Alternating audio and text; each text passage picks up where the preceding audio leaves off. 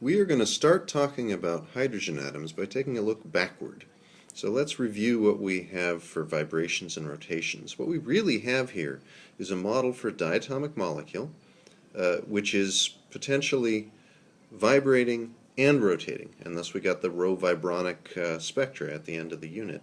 And so we have this Morse potential that is binding two masses together, which behave as a single reduced mass in free rotation about some distance r naught, but also where that bond distance r naught is a little springy, and the molecules can vibrate as well. And we can describe this with an overall wave function that I write as this sort of combined bracket notation. We have a v, the vibrational quantum number in brackets, and then a separate bracket for L and M sub z, which are the rotational quantum numbers. And we're multiplying them together. Now that's what we always do when we execute some sort of separation of variables. But when I write it in this form here, this is indicating that the vibrational part and the rotational part are really separate. They have almost nothing to do with one another. And I want to talk a little bit about kind of why that is and what the implications are when we turn ourselves to the hydrogen atom. So again, this overall wave function, which we can specify by the quantum numbers, is really going to be a function of radius r, theta, and phi. And it turns out the vibration is tied exclusively to the radial part, and the rotation is tied exclusively to the angular part, theta and phi, and they really don't have much to do with one another at all. And one of the reasons for this is just that with this Morse function, the vibration is really pretty tightly confined. And so the difference between the width of this ground state vibrational Gaussian and the equilibrium bond distance is just a few percent. So it's at most a tenth of an angstrom and an angstrom. It's at most a full variation of 10%, and really often it's quite a bit less than that. So the actual magnitude of the vibration isn't very big. But then the timescales are also wildly separate, and we'll look at that next. So we're also rotating in theta and phi. As this vibration jitters about a little bit about the equilibrium bond distance, then you might think that would couple things a little bit, because when the bond is closer together, the moment of inertia is going to go down. When the bond is farther apart, the moment of inertia is going to go up. And so you think that might figure into the rotation somehow. And of course it does a little tiny bit, but it's an incredibly small amount. And the reason, in addition to the fact that it's just not vibrating very far, is that the timescales are totally different. We'll look at that now. So if we write it in this combined way, a vibrational part times a rotational part, then this vibrational part has an energy corresponding to it, and it's that characteristic frequency, tilde nu naught, which remember is 5.8 times the square root of the second derivative of the potential at the bottom of the well divided by the reduced mass. That's in wave numbers. So this tilde nu naught times the vibrational quantum number plus a half. That's the energy of the vibrational part. And then we can add in the rotational energy completely separately. So there's the rotational constant B times L times M plus 1 times the principal quantum number for rotation L times L plus 1. The vibrational quantum number can be 0, 1, 2, 3, etc.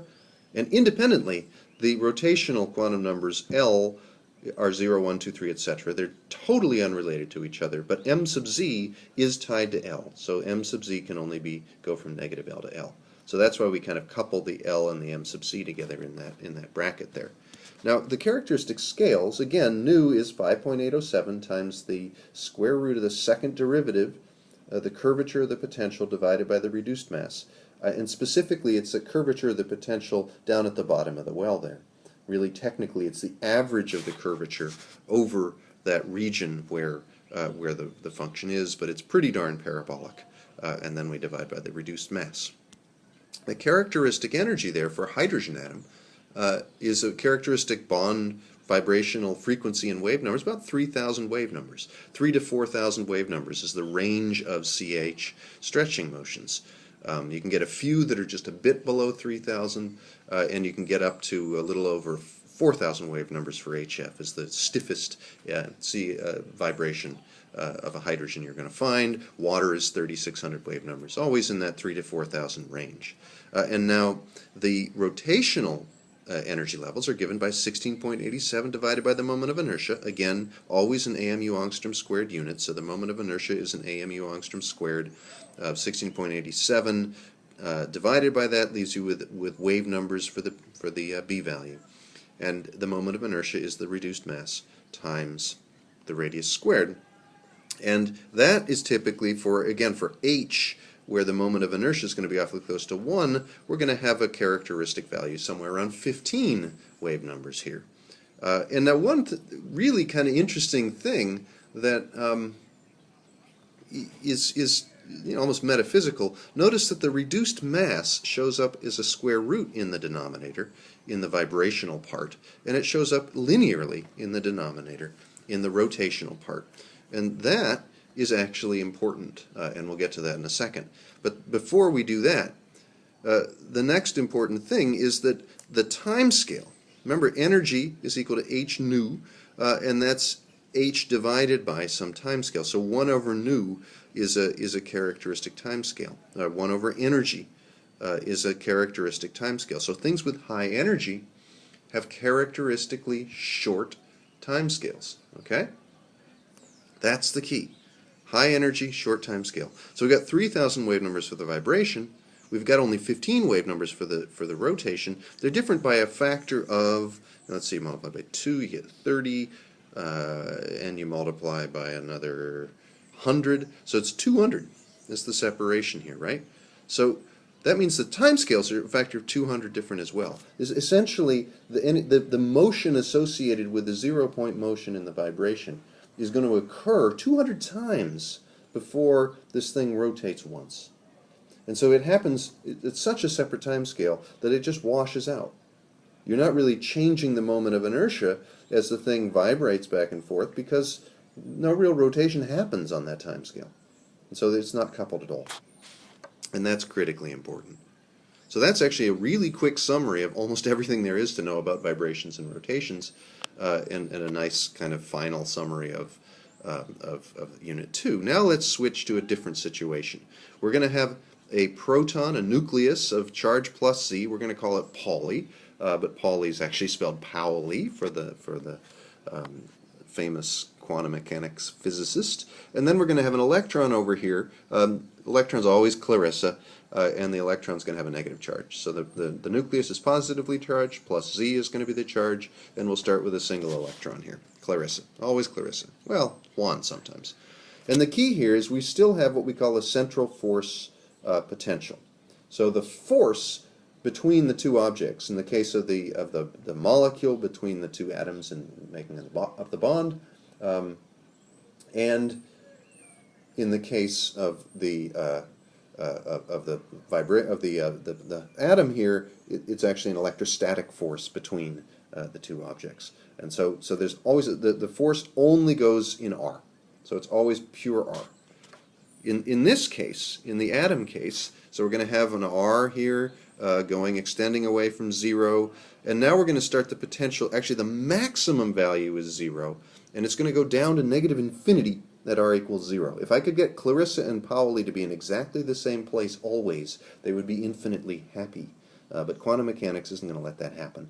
And so unlike the other potentials where we had sort of the reference 0 at the bottom of the well, there is no bottom of the well here, and so we're going to have the reference be when the thing is totally separated, when we've ionized our atom here, just because we have to. But the potential looks like 1 over R, and in fact it's equal to 1 over 4 pi epsilon naught times Q1, Q2 over R, which is the classic electrostatic interaction. Q1 and Q2, if Pauli is a proton, it's just plus E and minus E, and so that will be just negative E squared. If we include plus Z, it's going to be negative Z times E squared there. And so that's the attractive potential. The energy is going down as we get closer together, and man, oh man, does it go down as you get really close together. But now the reduced mass in this system is, the characteristic distances, I'm sorry. The characteristic distance in this problem is what we call a Bohr radius. It's called A naught, and it turns out to be roughly half an angstrom. So they're very similar characteristic distances. Now, well, it's a little bit. Let's say it's a shade closer in, maybe half the characteristic distance of the vibrations.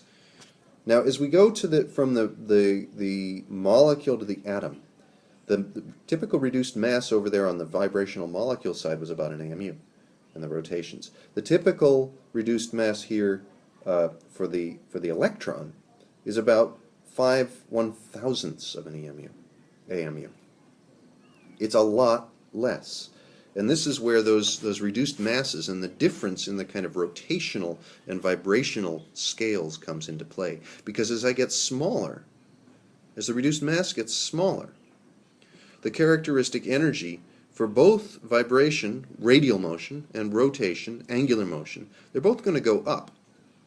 But that rotation one, because it scales with the first power of the mass, it's going to go up faster and they're going to converge. So in fact, we're about, say, 2,500 different in mass from the two problems. So the square root of that, we get about a factor of 50 convergence. So that instead of being a factor of 200 apart, now our scales are maybe only a factor of 4 apart. They're much, much closer. And in fact, the radius is about half as well, right? It's a little bit closer. And that enters into the moment of inertia as well, and square half, and bingo, you get that final factor of 4. So now the energy scales of rotation and vibration, or of rotation, angular motion, and radial motion, are identical. So they don't decouple. So now I'm going to have a problem where all of the quantum numbers are coupled together. And I'm going to have principal quantum number, angular quantum numbers, all tied together, as opposed to this separate vibration and rotation problem that we looked at in the previous unit. But otherwise, it's really very similar. In fact, the angular part is absolutely identical. Nothing changes on the angular part.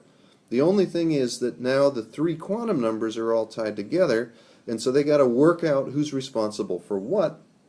And there's always a bully. There's always something that's lowest on the pecking order.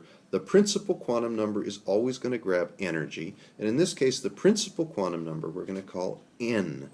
And it doesn't have just to do with the angular values, because we can have energy associated with motion inward and outward in radius or in rotating, and they're all mixed together now. So the principal quantum number is going to take care of that, and the energy is going to actually look like minus z squared times a thing called the Rydberg constant for hydrogen times 1 divided by the principal quantum number squared, which can go from 1, 2, 3, etc. Better not be 0, I'm dividing by it. And actually the Rydberg constant for hydrogen is about 110,000 wave numbers. So the characteristic energy now has gone up to 100,000 wave numbers from the values that we had before. So much larger characteristic energies. The L, which used to be the principal quantum number for rotation, poor thing, it's left with the total angular value. So L is got the total angular momentum, which is capital L, and that's h bar times the square root of L times L plus 1. Now L is no longer free to be whatever it wants to be. L can only go up to n minus 1. So it can be 0 up to n minus 1. And this is because I can have energy in rotation, but I can't have more energy in rotation than the total, which is specified by the principal quantum number. And so the quantum number L is now limited, and poor old m sub z is, well, it's not, I don't know, poor old, it's just doing what it always did. It doesn't really notice that something happened on a pay grade above it, so it's still responsible for the z component of the angular momentum, which still looks like h bar m sub z, and which is still constrained to be between minus L and plus L, so nothing really changed there. So what happens is we go to this smaller mass scale with this different potential. The main thing that happens is we go to the smaller mass scale. The two types of motion, the radial motion and the angular motion, sort of merge and couple with each other, and a different problem emerges where all 3 quantum numbers are tied together, and we have the total energy, the total angular momentum, and the z component of the angular momentum that fall out of that. So I think the way that fits together is actually really, really cool. And it actually makes a really good transition from unit 2, vibration and rotation, to unit 3, which is going to be atoms.